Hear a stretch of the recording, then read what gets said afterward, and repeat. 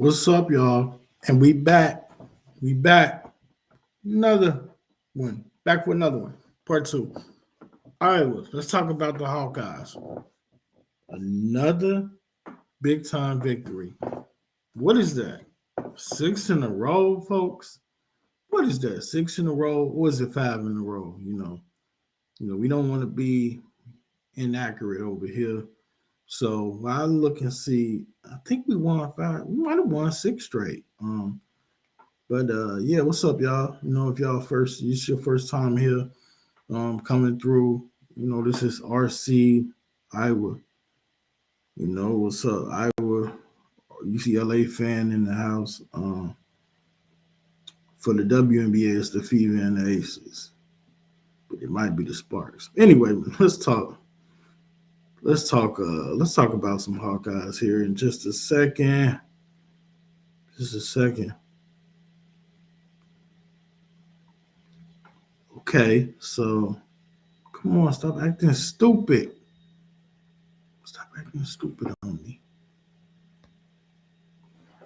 Um, every time I'm looking for something, they want to tell me. Okay, six straight. There we go. So six straight wins. That's what's going on. We knocked off Rutgers yesterday. Uh, I thought it was a really good game, folks. I really thought that we battled a little adversity at the beginning. My bad, y'all. My bad. Uh, I thought we battled a lot of adversity at the beginning, and I thought that things kind of evened themselves out as we went. The first quarter, we was down by four. Again, we saw Rutgers get off to a pretty hot start. But one thing I saw that I want to make note of instantly is the play that we have been seeing from Lucy Olsen. Um, it absolute. Sometimes I have to remember to go slow and pace myself. Sometimes I want to talk too fast, and I have to remember to just take it easy. Don't go too quick. So one of the things that I'm really impressed with is the fact that this, what should I say, the play from Lucy Olsen has been quite spectacular. Um, yeah, Lucy Olsen has been absolutely balling. She's been putting that work in on her shot. You could just tell, especially from 3 point range, because we know that Lucy Olsen is a mid range assassin, but from the perimeter, she's definitely been putting the work in, folks, and it's showing. It's showing and it's shining. Her 3 point ball has been falling. I mean, if you look at just the past, I think if you just take the past two games, I want to say Lucy's been like she's been like 8 for 10, from 3 point range in the past two games, and even uh, before that, she's just kind of getting on the road from outside. It was a struggle from her initially, but I like what I'm seeing. I really, really like what I'm seeing from Lucy Olsen. Her turnaround um, for a player who midway through the season, she at the end of the games, Lucy was sitting on the bench, right? Um, I don't know what happened, but it maybe it lit a fire, maybe reinvigorated Lucy to really just buckle down. Like again, you see her there in the background. She's basically putting that work in. I'm really really happy to see her performances of late, and I think that obviously we don't probably I don't want to just say that it's because of Lucy that we won the USC game, but I feel like she had a lot to do with that.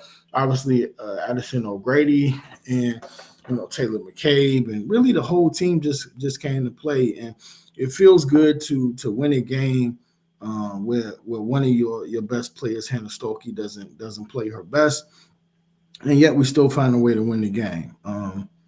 So uh, 1 second. For me, I was pretty happy with what I witnessed.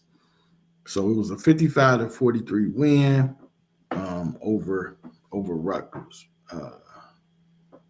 Rutgers drops to 10-15. Um, we are 18-7.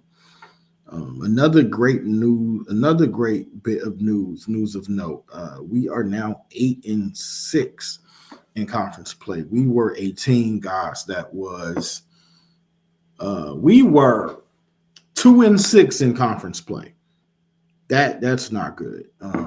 But to climb back up into, you know, a much more respectable, um, record is a testament to just the coaching staff, the heart and the hard work of the players, putting forth effort, putting forth energy, playing hard on the defensive end of the ball. It's really a season turnaround for the ages if we can keep this up. It does get rougher. We do have to play. Ohio State. When I said Iowa State, we already did that. We got to play Ohio State next. So that's going to be something where we're going to have our hands full. Lucy Olsen on the day finished with 4 rebounds, 4 assists, 27 points. Sydney Folter, who I felt like was going to end up with 20 rebounds at the pace that she was going, she ends up with 14 rebounds. So Sydney, she absolutely has been hitting those boards and rebounding like a beast. She's absolutely been playing hard, absolutely been playing really, really smart basketball, hustling, undeterred with her determination. And I'm just really, really happy to see her, flourishing at this point of the season. Flourishing is a good word. And though Kylie Furback only gave us 3 points, she also played some really wonderful defense out there that we've been known to see from her. Really, I'll say this. We got a couple of wins because of Lucy Olsen. And I'm taking nothing away from no one else, but what am I saying? But if we don't have Lucy playing that darling of a game she did, we wouldn't have won. And Taylor McCabe,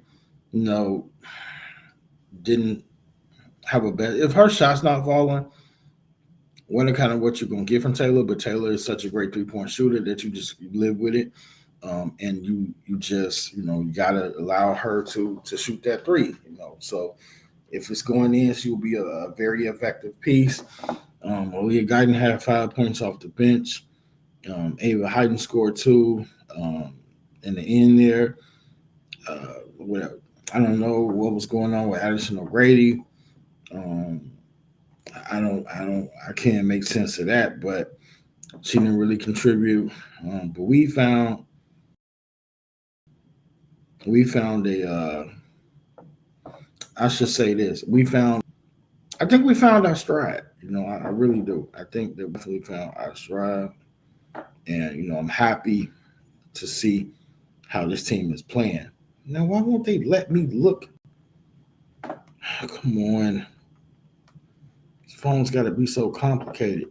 Speaking of phones, my phone broke yesterday, so I'm using my backup. Let's see here. Trying to see the schedule. Okay. It's coming up now. So I hope they'll show me the schedule behind these games.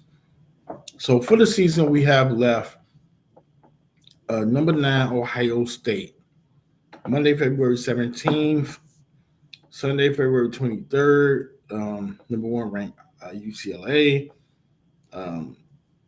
Michigan, Wednesday, February 26th. Let's do it like this. Let's make it a little bit more interesting than me just saying than RC just saying who we play next. So Iowa versus number 9 ranked Ohio State, right? Who do I have winning? Because it's more interesting this way than me just sitting here saying who do we play next and moving on to the next team. So okay, Iowa versus Ohio State. Y'all hold on one second. Oh, never mind. Let's keep going. What's going on, y'all? Lucy balling? Oh yeah. How come the message? Is it ringing? Oh, I know I'm hearing a messenger call, but what's going on, Mo? Lombardi, Duke, what's going on? Daniel Berry, but Ohio State next. So I think we could play with Ohio State, but I don't know if we could beat Ohio State. But I hope so. I mean, I feel like Ohio State. This is a really, really good team. They ranked number 9. They pretty much been good all season. It's going to take a full, complete team effort to beat Ohio State. You beat Ohio State, I mean, you can kind of make your own damn destiny, but you got to beat Ohio State. Then UCLA. Could they be a little bit vulnerable? I mean, we're going to see Iowa play against UCLA. We're going to see both my teams squaring off against each other. Right now, I want to see Iowa kind of win, but also I think for UCLA, it's a bigger game for UCLA. You know, you got to get back on top of your high horse before you end up falling up out of that number 1 seed. Personally, it's just a game that I'm just going to sit back and if I have to pick, I don't know. I really don't know. And then Iowa plays Michigan next. That could be a trap game. Michigan, Silas Swords. I feel like we could win, but I don't know. I'm gonna go with Iowa. You know, I'm gonna say, Lucy takes the team over the top in the close one, and then Wisconsin to finish the season out. I got Iowa beating Wisconsin. So if the thing shook out well, I don't think we're gonna beat Ohio State. I hope I'm wrong. UCLA, I think we're gonna go 2 for 2. So if we went 2 for 2, we would where we end up at? Let's see. What the hell will we end up? Okay, so 18-7, 2-2. What the hell's wrong with me? Okay, 20-9. So 20-9, and if we won a round or 2 in the Big Ten tournament, I think we should be good. Like, say we finish 20. I don't know. I might have to. Should be good right now, but I don't know.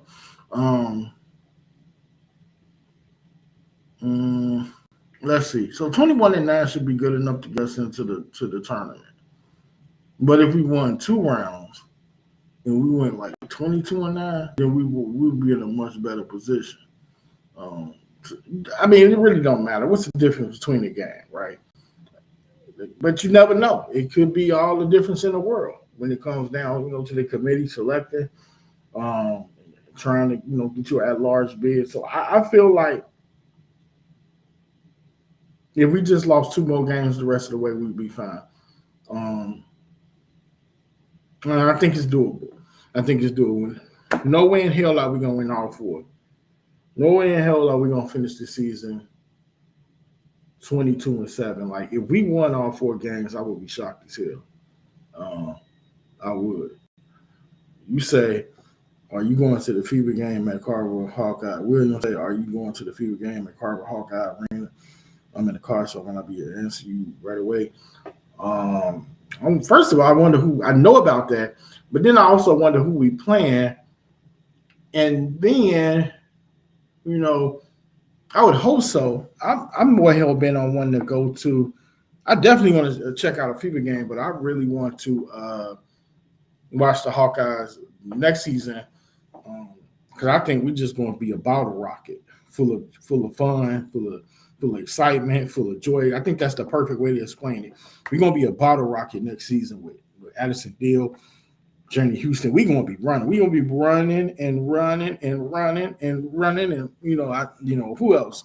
Taylor Strimlow, But right now, of course, we're focusing on the season at hand. But I'm hoping to, honestly, possibly catch some of those Hawkeye games next season with Deal and in Houston.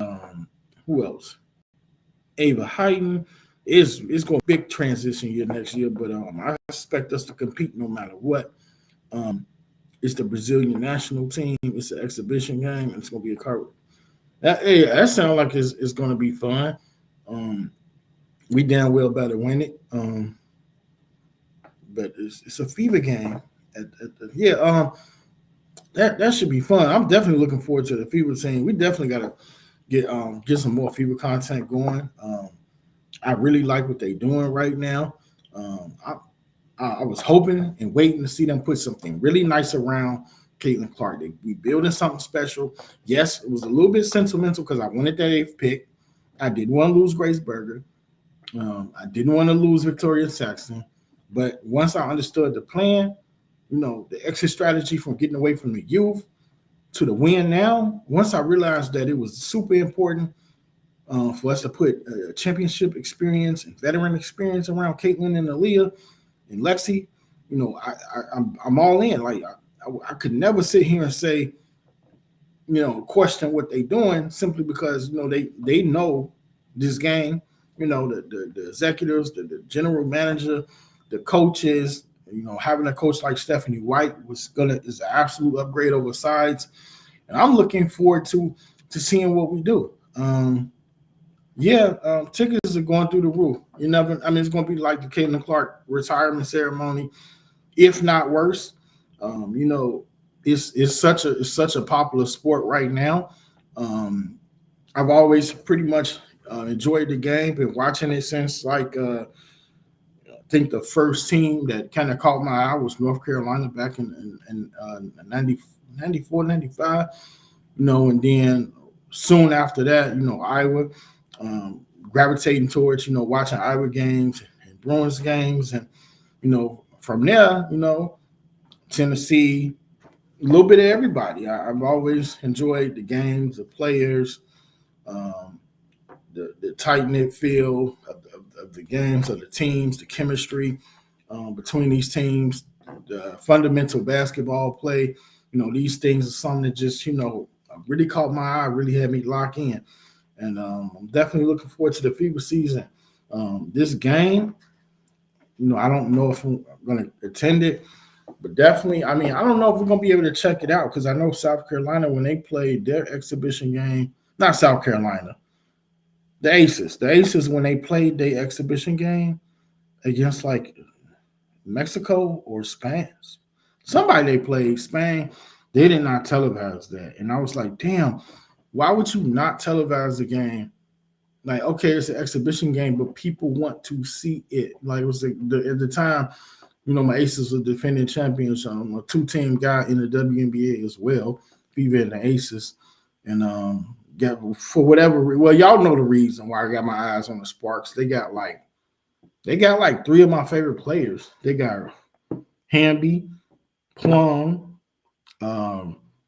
Ray Burrell, and let's not forget they got Karen Brink and Rakia Jackson. That team is going to be incredible, especially when Brink get healthy. But yeah, the FIBA must-see TV. But running it back to Iowa real quick, they kind of close the video out. I feel like if anybody told you, and I'm gonna pose this question right now, if somebody told you that Iowa was going to be, let's see if I can put it in the chat too, but if Iowa was going to be 21-7, could you believe it? Would you believe it if they told you that before the season? Someone, basically said, Iowa in the first year without Caitlin Clark, Kate Martin, Gabby Marshall, Molly Davis, even without Lisa Bluter. Could you believe that we would actually be at this time right now 18-7? Like me personally, if somebody told that Iowa was going to be 18-7, I probably would have said maybe, but I probably would have said unlikely. I had us losing, like, my preseason damn, what the hell was it? I had us losing like 10-0. I had us going like 21-10 or something like that. Like at the conclusion of the regular season. No, you good, Will. No, you good. Um, Basketball is basketball. Especially when it's Caitlin related. I mean, so it's all gravy. It's all good. But yeah, I thought we'd probably go like in some ways I had us losing like 10 games, 11. So I mean, we probably still going to lose like another game or two. But right now we playing hot basketball. We are streaking with a 6 game win streak. There ain't no reason to look back. There's no reason to be scared of Ohio State. They are just another team, even though they are a really good team. There's no reason to be afraid of my other squad, the Bruins, because the Bruins just lost. So what are you afraid of? You have the chance to finish this season stronger than you already look to be doing. So play fearless basketball. And if anything, Lucy Olsen is absolutely leading the way. And a lot of people wanted to see Lucy become dominant, become more consistent. And me, myself, I said, there are times where you need to be selfish, Luce. And she isn't being selfish, but she has it rolling. Like she's not going out of her way. Um, so, I mean, if you look at Caitlin, sometimes I would say when she was playing with Iowa that she would be absolutely balling out of her mind. But some shots would occasionally be ill-advised. But it's what you get with Caitlin, because she might take some shots that you might disagree with, but she's gonna come back and she's gonna rectify that and make some shots that you didn't think she was gonna do. So it's literally catch 22. But Lucy is playing high IQ basketball. She's taking the 3-point shots if it's there, and then more important than taking them, she's making them. She's really been in that gym. It's showing, especially when she doesn't fret to shoot it from outside. Now she don't pass it up. I like to see more from Taylor Strimlow, like in terms of shooting the rock. There was at one point Taylor Strimlow in yesterday's game against Rutgers made a nice, like, fake pass layup attempt, but then it was a perfect setup, but she couldn't drop the layup. For Taylor, I think her sky can't really be capped, but she just has to continue to just put that work in. Continue to. She already defensively is good. Her hustle, her energy. I think she's gonna be like the next Sid Folter / Kate Martin if she just continue to put that work in on her offensive game. And when the shot is there, I can't stress enough how you shouldn't pass it up. Don't pass up shots, And I think I want to also say, does anybody know why Addison O'Grady was like, I don't know if it was a matchup thing, but she didn't really play that much. What can I say? Oh, I was asked in the comments. I was gonna say if Iowa was 18-7 before the season began, would you be shocked? But so I just wanted to drop that in the comment section. But yeah, I feel like this turnaround of this season has been spectacular. At one point, we had lost 5 straight damn games, y'all. And at that point, I was talking about somebody kick off the youth movement, somebody go ahead and get this thing to the point where we seeing nothing but the players who didn't play that much last year play AJ, play Jada, because where was the season going? Like, I didn't know if we was going to like absolutely like fall off the map, but I didn't like the way this season was going, and some of them losses was just unacceptable. Let me see if I could quickly, before I get up out of here, just look and see, a layout of all the games that we played this season thus far. Probably should have added schedule on the end of my text there. Let's see here. Because I talked about who we play next, so I'm not gonna keep you guys too much longer. It's been an up and down season, but I'm super proud. We never got blown out. The only exception would be that first half against Maryland where we Maryland blitzed us pretty much. So we took care of business first couple of games. I mean, at one point we started like 7-0, folks. Started like 8-0 actually, and then Tennessee is a really really good team. They're ranked number 15. We lost to them. We stayed in that game. We battled. We fought. We got down. We came back. Same thing happened with Iowa State. Iowa State got up big, and then we came back. So Iowa State is unranked right now, but they still a solid team, and they got a superstar, Artie Crooks. Came down to the damn end against Michigan State. We had a chance to win that one. Well, that was a great game, but we just came out on the losing side. Northern Iowa fought like hell, but we beat them. Skipping ahead a couple of games, 2 wins over Purdue, Penn State. The Maryland game, which I talked about, we got down big, but we fought back. We lost, but we retained some respect by fighting back into that game. Yeah, it's been a season where no matter what, we've done what? We've shown effort. And what did I tell you guys before the season kicked off? I said that I just wanted to see us compete. I just wanted to see us fight and show determination. I just wanted to see us play hard and don't hang our heads and feel sorry like, oh, CC22 ain't here no more. So it's going to be a while before we can come back. For one, you got to play hard no matter what. And I think we had to grow. We grew, and now we grown. And this is why we win in games that I think previously we would have lost. And obviously, the Northwestern game was a little scary because I don't consider Northwestern to be really a good team, period. But to beat them by only 5,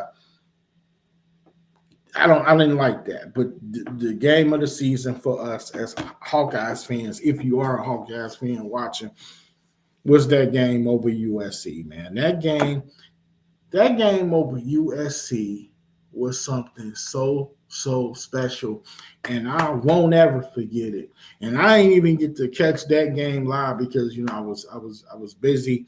My girlfriend or whatever, I had to be with her a lot. She had to go through long stay at the hospital and then therapy. So I didn't catch that game. But when I caught that game later on, I was on cloud 9, folks. Like, we literally just beat a USC team that knocked off my other team, the number 1 ranked team in the country, UCLA. So don't tell me what we can't be, people. One, we not no drop-in program. We've been solidified. Even before Caitlin, we were solidified. This is a real program. Even before Clark touchdown, what Clark did for this program is undeniable. And this university will be forever grateful for one, but it what she did forever elevates the successes that this team, or should I say team, program, university that can have. So essentially what I mean, all right, catch you later, Will. I ain't gonna be on too much longer myself. But what she does or what she did, like I don't even know if we get Addison Deal to come to Iowa if it was not for Caitlin Clark's success. Or if it weren't for her watching the overall success of what Iowa was doing, why Caitlin Clark was here, why Caitlin Clark was playing with Iowa. So many people put eyes on it. So many athletes, not just fans, not just scouts, not just former alumni. No, players, young players in high school, maybe some in grammar school, seeing what Caitlin Clark is doing in Iowa, and they like, damn, if Caitlin Clark can do that in Iowa, I can go to Iowa and make some of it myself. You could be a big, you could be a guard, If you love basketball, I say don't play here. If you just love it, I'm talking about if you love it. If you want to get in the gym and you just want to hoop and play ball, I mean, if you want to have the festivities, if you want a warmer region, if you want to be able to do other things outside of play basketball, then I mean that's why you got other universities. But if you want to win, if you want to play for fans that's going to show you um, nonstop love, if you want to play for a university where chemistry and holding each other accountable and feeling that family atmosphere is important to you, then definitely, and if you just again, if you just love the game of women's hoops, like I feel like Addison Deal does, then yeah, this is where you want to go. But make no mistake, like Caitlin, the culture, Caitlin impacted that so much that I feel like when young players seen that, they was like, okay, it's actually cool for me to go to Iowa. And just ironically happened that Caitlin was from Iowa. I mean, if she wasn't, if she was from, let's say Connecticut, maybe then, because Connecticut had a chance with Caitlin. But I'm glad that she stayed in Iowa because when you got such a talent like that, it just means so much going forward. And to have her jersey retired just 1 year removed just speaks to what she's done for the game. Like she's been nothing but special for the game. But we wasn't supposed to get all the way off into Caitlin Clark like that. But just talking about this Iowa season, it's been a fantastic season. Um, like I say, it's had its ups and its downs, but I'm just happy and I'm just proud of where we at right now. I know that we pretty much hold the keys to our future. I mean, why stop upsetting people now? Knocking off USC was huge. If you could knock off Ohio State, don't even think about UCLA. Leave my other team. Leave them alone. Leave them alone right now. They still stewing in their juices of anger and upset from losing to USC. So um, Iowa, focus on the now.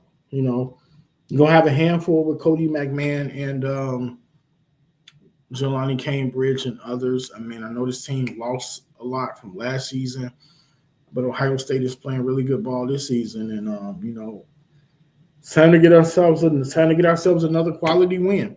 When you guys see her, see Lucy Olsen right there, see Lucy Olsen over there. Lucy is absolutely balling, folks. All I gotta say is just keep it up, Lucy. Just keep on hooping. Luce can hoop. Luce got the juice because right now what she's doing, I mean, I don't know what made her turn the page. I don't know what got her locked in Lucy. What a great name that is. Locked in Lucy. I don't know what flip. Could it be the fact that Jan had benched her? Coach Jan Johnson had put her on the bench, and maybe that like ignited a spark because now she is just so comfortable. She's still herself, but like Lucy isn't like laughing and joking. She's more. I'm not going to use the word cerebral because that wouldn't fit, but she's a lot more focused. Lucy's really, really focused, and if the shot is there, she's shooting that thing, and her shot is pure. Yes, she's only 5'10", but her length, her wingspan makes her bigger than she is. She's a super, super solid defender. That can't be stressed enough. You can't let her shoot from outside anymore because she's definitely putting that work in. Her mid-range game is cool water switch. And I'll just tell you guys this real quick before I go. The reason why I use, and I don't use that a lot, but when I say cool water switch, it's the first way I describe Caitlin Clark. The first time I saw her perimeter game and her breaking buckets, I was like, cool water switch. And from the free throw line, extended to the jumpers, to the 3-point line, I was like, yeah, that's what I use to describe Caitlin. But like Lucy has been on that kind of role, and obviously she can't be Caitlin, but she don't need to. She just has to do what we need her to do this season. Unfortunately, she's a senior, and this is it. This is her final run. This is Sydney Foltz's final run, And I guess before I go, I should say Sydney Fulch has been a beast. I don't know if I said that. She's been absolutely beasting. Um, I'm sure I did mention it, but Sydney's been very physical. Um, she's not the biggest, but she's gonna out rebound you. She's gonna make you fight for the rebound. She's gonna find a way to get to it.